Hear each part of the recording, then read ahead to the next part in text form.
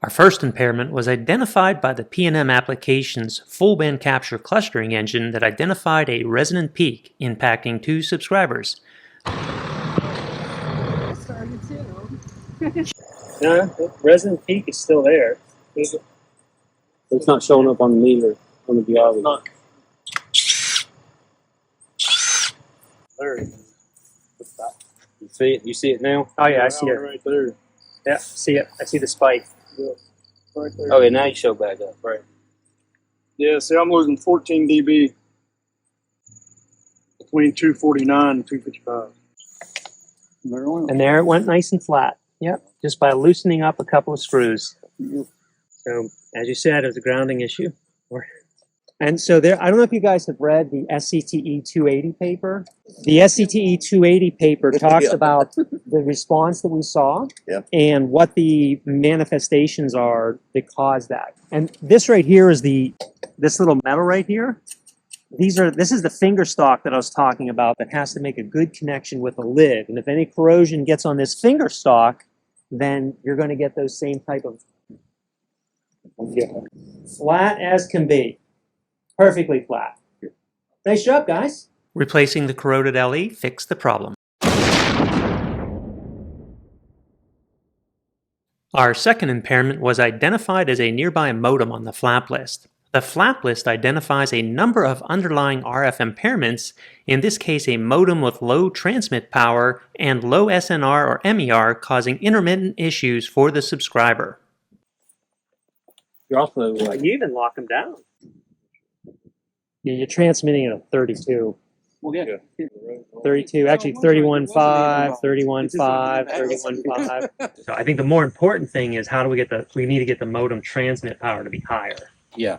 This, Oh, They just bought this house and moved in. The man that used to live here, he had like a TV in every room. Oh, okay. So I'm sure he had a ginormous splitter. Okay, that's what it was. So we're switching the 8 for a 17 tap. Yes, sir. Increasing the tap from an 8 to 17 dB value will increase the upstream attenuation by roughly 8.5 dB, causing the modem to transmit 8.5 dB higher, which should get the subscriber's modem transmitting in the optimal range of 40 to 50 dBmV and improve their MER. I've been online for 53 seconds. It's showing upstream is good now. That's ICFR. Transmit power 41.5. 41, 41, 41.5. Transmit is good.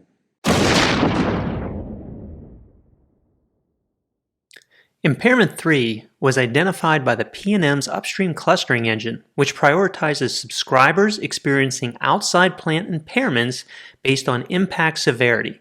This example shows 5 subscribers affected by degraded service due to a single faulty piece of outside plant equipment. Yeah, so like here's the upstream signature right here. It's a really nasty ICFR on the upstream. Yep, missing a piece. So you're missing a piece of finger stock there. And then as far as tightening, you have, so on these ones, they have just this rubber impregnation here, but you can see the grounding mesh that's around here. So when you tighten down each one of these screws in a star pattern that they tell you to, kind of like when you put a wheel on a tire in a car, you don't want to tighten one lug nut down all at the same time because it can warp the tire. It's the same way on the lid. You want to tighten the screws down evenly so that this rubber or this wire mesh here is evenly basically grounded the whole way around here so that you get a good ground. At the same time, you want the rubber mesh to evenly seal around there so you don't have any water vapor coming in and out. Once the water vapor gets in, it just condenses and sits in the bottom down here and then causes corrosion. And you've probably seen that when you open up amplifiers and you have a bunch of water. Like, how'd that water get in there? Probably because the lid wasn't properly tightened down. But yeah, I would replace this one because you're missing that ground stock. It does look like you can see rust here. Yep. Probably because there was water leaking in and out and it heats up in the summertime. And I can see lots of corrosion. I can see the corrosion down On the there. inside. Yep. You see that corrosion evidence? And we got the rust here too, so. Moisture. Oh, It was going up at 11. Now. All right, well, you definitely fixed the return. What's the return? Look at the return now. Oh, yeah, they're flat. That was like Range. off the chart before. You'll get a little flat. Oh, and you have 4 upstreams. You only had 3 Yeah, upstreams you had 4. before. What about the ISC on it? That's it. 70. Remember before it was like off the scale, and we only had 3 upstreams. Oh wow. Now you have 4 upstreams, and And they're small. nice and flat. Well, I mean that's reasonably flat. Well, they're still going out real hot now. So. Yeah, but that's not my problem. We're done. Let's go, guys.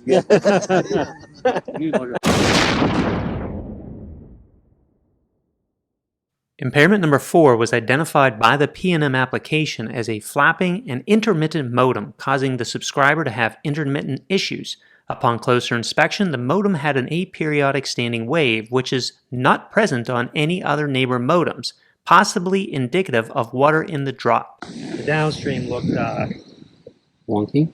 yeah, really. It's there's like a bad Yeah, standing yeah. wave. It's just like really jaggedy and stuff. All the other homes around here look beautiful. And this one's not, but they're not the same tap.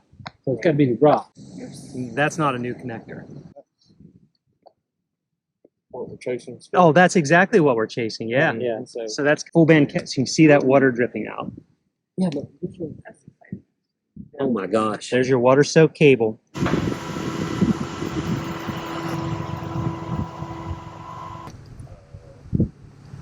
I mean, if Don't worry, I got you too. I want to be part of it. You're the paparazzi. Yeah. All right.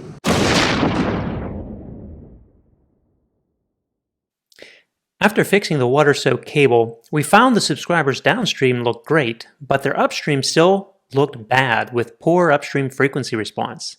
Since all the nearby homes had good upstreams and we just replaced a drop, we next checked the ground block, and it did not look so good. Time to replace the missing ground block and the corroded connectors. We all have like our This is, opinions. yeah, this is not what. Gold. And this is going to be fine. After replacing the corroded connector, our frequency response was flat. Another good day with PNM.